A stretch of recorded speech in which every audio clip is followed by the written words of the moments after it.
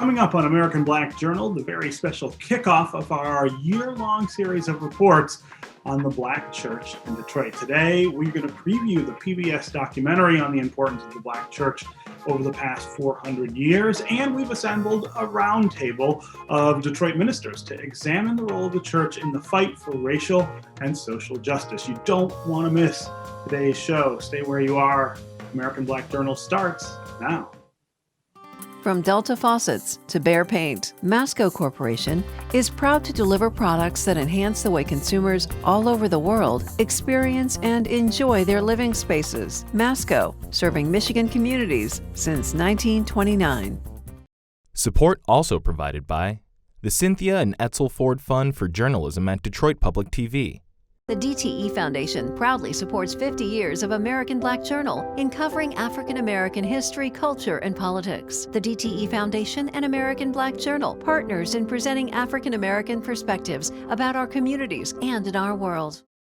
Also brought to you by AAA, Nissan Foundation, Ally, Impact at Home, UAW Solidarity Forever, and viewers like you. Thank you.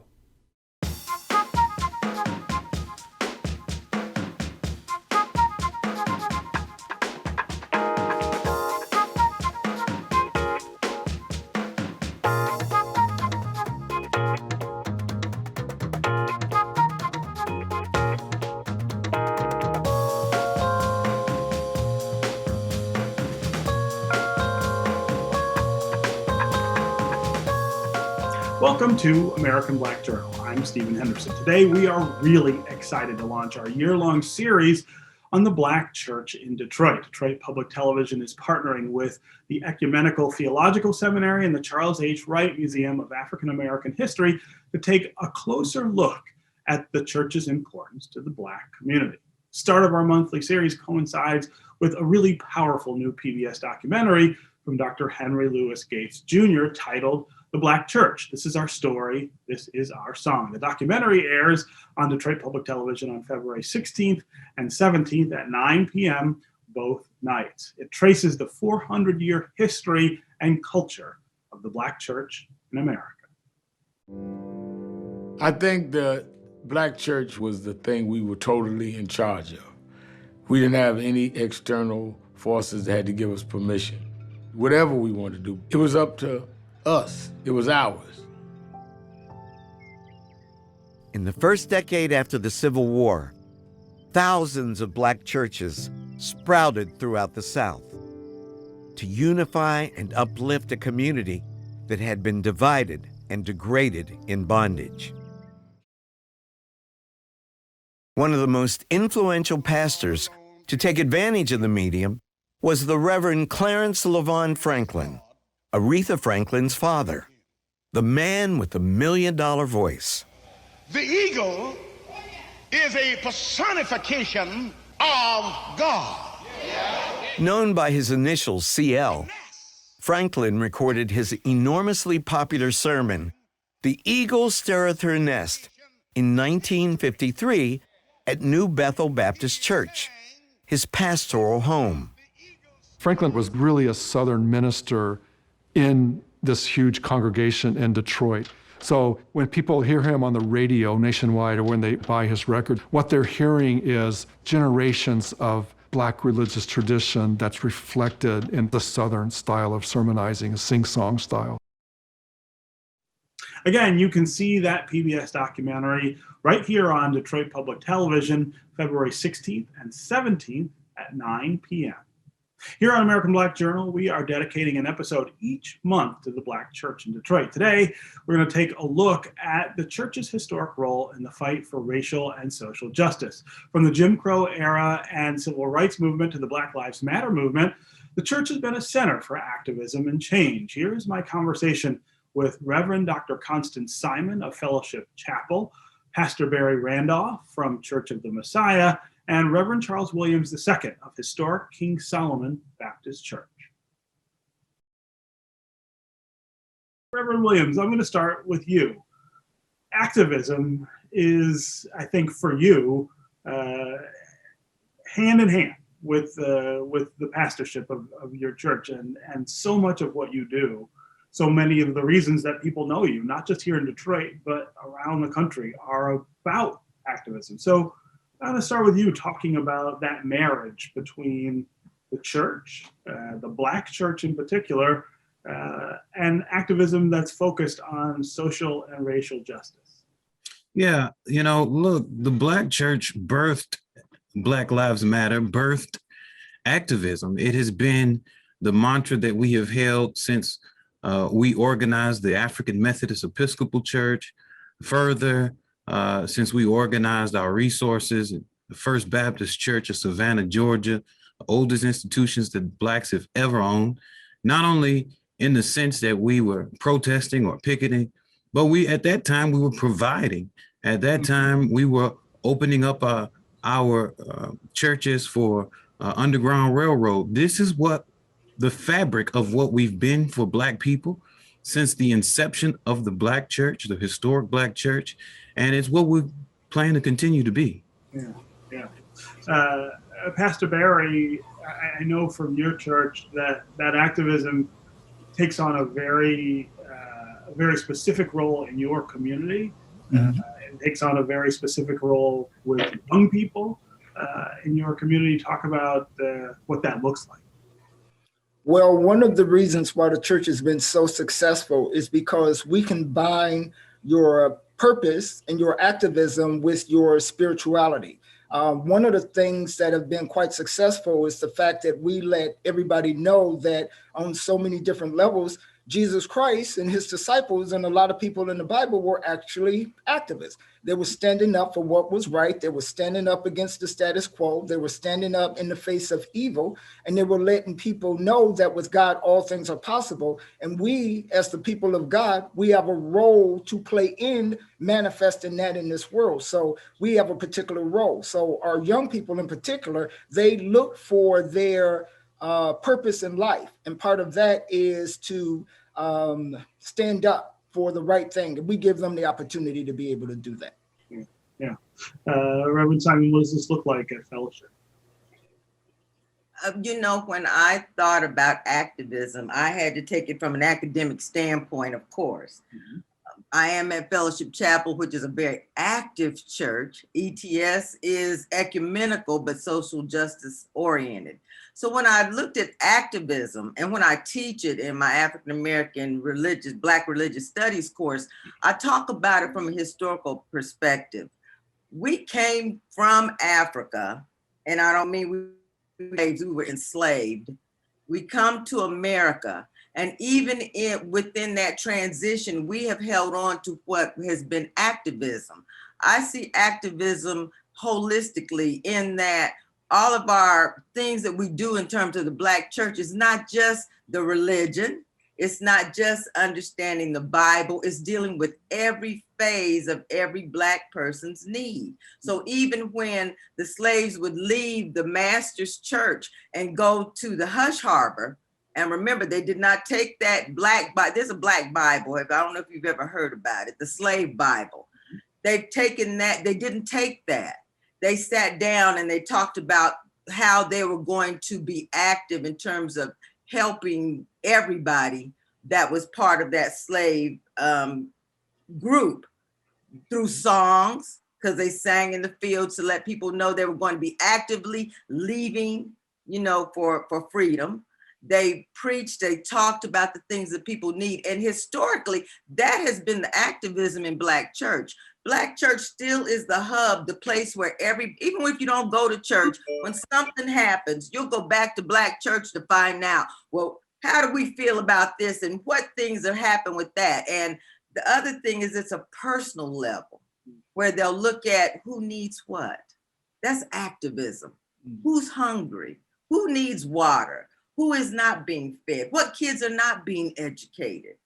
And until about when people began to move out of Black communities, activism in the Black church was a neighborhood thing. Yeah. Reverend Williams, I feel like we're in a moment that is unlike most other moments that those of us who are alive have ever really experienced. Obviously, the pandemic has something to do with that, but also the conversation about racism, the role it plays, about the opportunity to move forward again, maybe another few steps toward equality. I would love for you to talk about, for you, the role that the church is playing in that moment right now, and how it may look a little different from what the church has been asked to do before. Post the American Revolution, there were Blacks who were actually engaged in that. In the Northeast, those Blacks organized what's called African Benevolent Societies. At the time, they did not have the ability to lean on the social safety net of the government or either the veterans organizations. And so Blacks organized these African Benevolent Societies, moving from the African Benevolent Societies to organizing actual Black churches. Two gentlemen organized the African Methodist Church as we know it today through African Benevolent Societies. These societies were social service agencies, which is why you probably see today that in the midst of a pandemic, churches like Messiah and Pastor Barry's church and Reverend Anthony's church are serving as COVID-19 testing sites, are promoting the vaccine, are dealing with food insecurity, serving over 750,000 meals to a city that's written in poverty. I mean, social service and social engagement, being in tune with the community and being prepared to serve is what we have done from the very beginning of the Black church's inception. And so this is something that we continue to do. And it's something that we have done in this pandemic. I know that there are many white denominations that shut down their churches and say, hey, you can't come in our buildings. We will not be doing anything. But the Black church has remained, the doors have remained open. Although we may not be meeting, we've remained open to continue to serve our community in this time. And so that is what's most important, I think, when you describe and when you define what a Black church looks like right now. In the midst of a pandemic, the doors are open and services are being offered to a community that's certainly ridden with so many social ills. What about the intertwining of the Black Lives Matter moment and the Black church? Absolutely. I mean, I can't tell you the amount of individuals who I've had in our congregations or that's in our congregation that continue to get involved in the protests and the demonstrations. But I think when we look at the strength and the power of the Black church, it's not always in Black Lives Matter's protests. I think it's in our ability to make sure that we are engaged in getting folks out to vote. Look, there were folks who are in our congregation who may not have protested, but certainly identified with Black Lives Matter. But instead of protesting, they were at home calling folks and reminding them to make sure that they get out to vote. Why? Because Black Lives Matter. These key democratic issues, and I don't mean democratic in party, I'm talking about democracy in our engagement in this institution called the United States, are part of continuing on that thread of Black Lives Matter. Yeah. Pastor Barry, so much of the work that you guys do in your community is about sustaining the people who live there. Talk about what that work has looked like during COVID and how ravaged your community really has been by all of it. Yeah, the community, COVID kind of brought a lot of things to light that were kind of undercover. There were things that we found out as a community, as a city, that we honestly and truly really were able to do. One of the things that kind of surprised me was the fact that we could get everybody's water turned back on, that we could run the buses for free.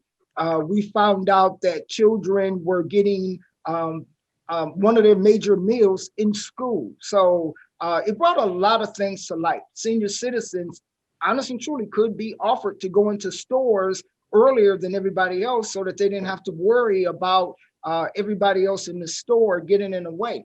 So we found out there were so many things that we really could do, and COVID brought those things to light, and hopefully we won't turn our back on those things because as things begin to change, we still need to be looking at those things. So COVID brought a lot of things to light. One of the other things too that it actually showed too, that the church is more than the building, that it really is the community, and it is making sure that the people eat, whether or not we're doing it on the inside of the building or on the street or in the parking lot. We found out that we were making sure that people were able to stay in their homes and be able to get their rent paid. We made sure that so many churches in Detroit was actually making sure that people had all of their necessities and were able to make ends meet. So it was all of these things that was taking place that we found out that we could do as a church and as a community. And we did find out that the church really is the people and not just the building. So that was one of the biggest things that came out of COVID. Yeah.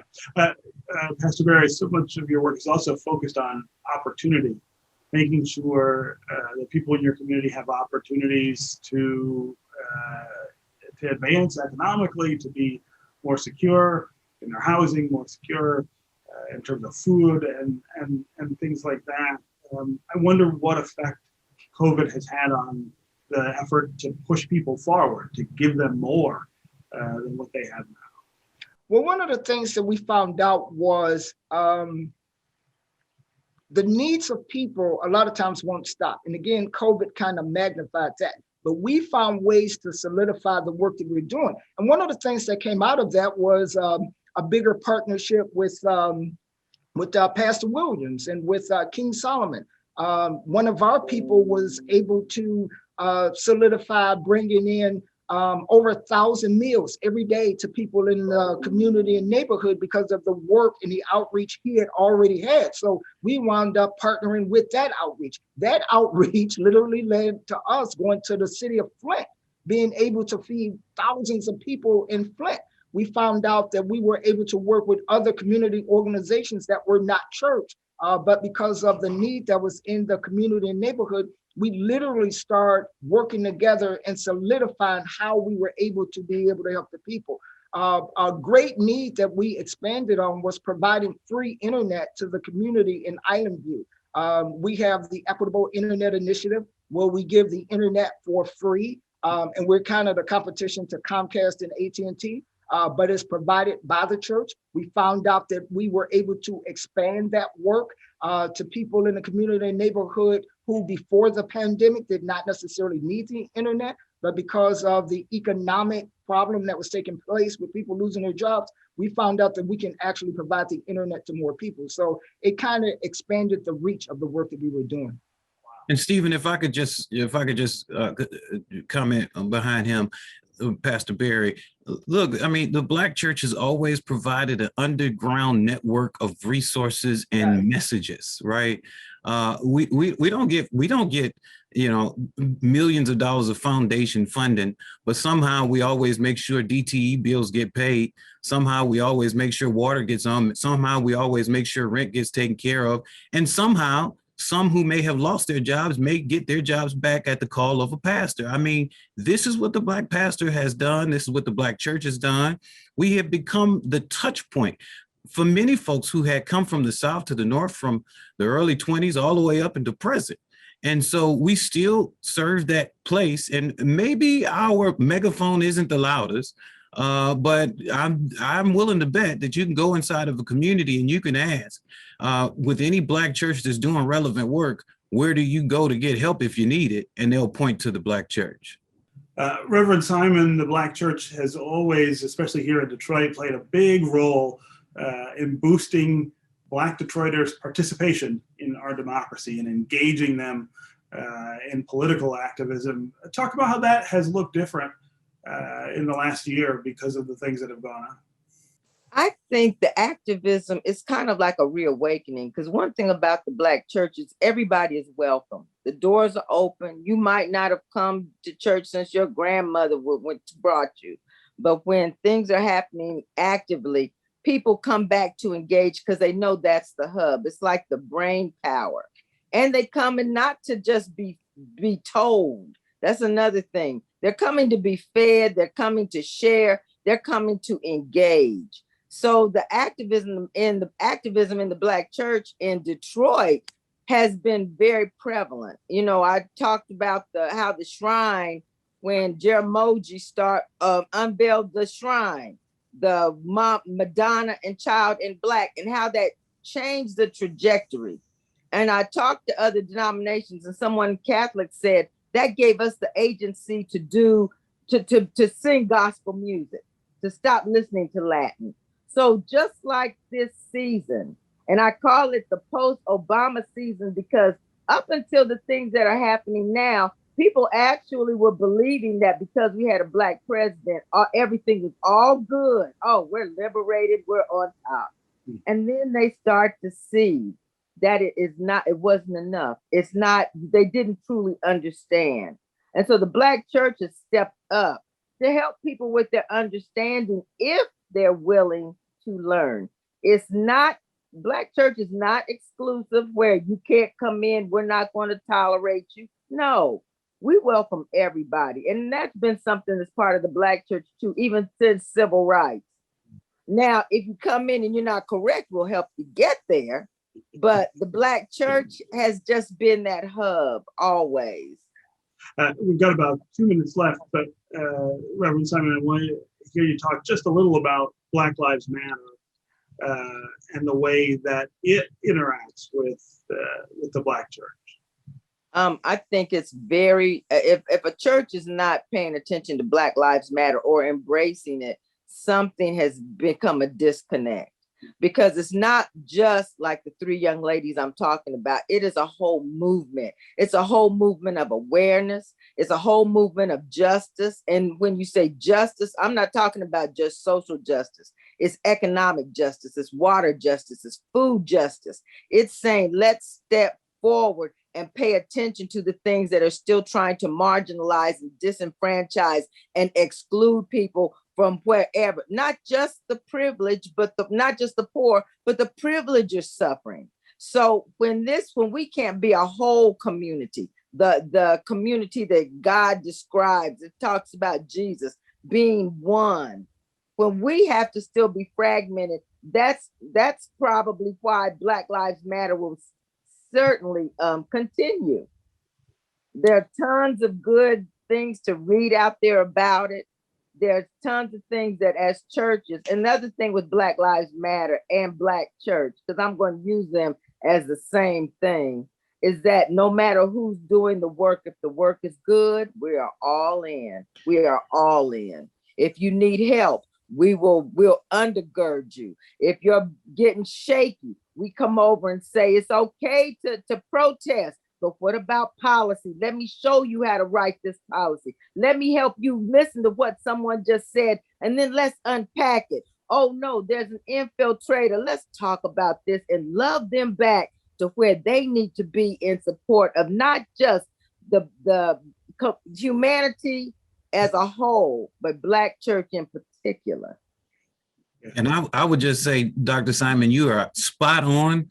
The Black church is Black Lives Matter. Richard Allen left the Methodist Church and started as the Black church in the AME tradition because Black Lives Matter. Dr. King and Malcolm X, and the list just goes on of folks who have continued to say, hey, our lives matter, whether it's in a faith tradition or whether it's in the culture of this community. Thank you. Really great to have all 3 of you here to kick off our celebration, the Black Church in Detroit in 2021. Thanks very much. Thank you. Thank you. Thank you for having us. Before we leave, I want to take a moment to acknowledge the great loss we experienced last week when history maker and trailblazer Mary Wilson died at the age of 76. Wilson broke barriers as an original member of Motown's legendary group, the Supremes. She and her Detroit childhood friends, Diana Ross and Florence Ballard, became absolute worldwide superstars in the 1960s, and they always represented this city and the Motown sound with glamour and with class. Detroit Black Journal host Ed Gordon had an in-depth interview with Miss Wilson in 1986. We have posted that conversation on our website at AmericanBlackJournal.org in remembrance of the vocalist and performer who made this city so proud. My world is empty without you, babe. My world is empty without you, babe.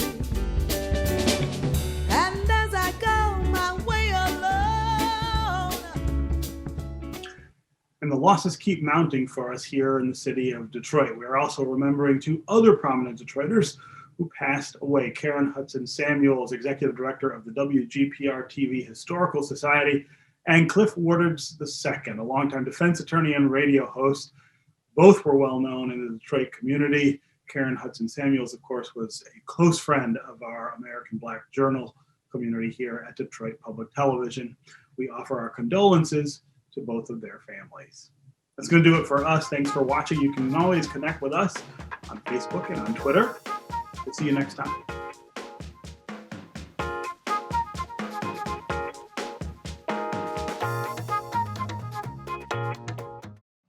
From Delta faucets to Behr paint, Masco Corporation is proud to deliver products that enhance the way consumers all over the world experience and enjoy their living spaces. Masco, serving Michigan communities since 1929. Support also provided by the Cynthia and Etzel Ford Fund for Journalism at Detroit Public TV. The DTE Foundation proudly supports 50 years of American Black Journal in covering African American history, culture, and politics. The DTE Foundation and American Black Journal partners in presenting African American perspectives about our communities and in our world. Also brought to you by AAA, Nissan Foundation, Ally, Impact at Home, UAW Solidarity Forever, and viewers like you. Thank you.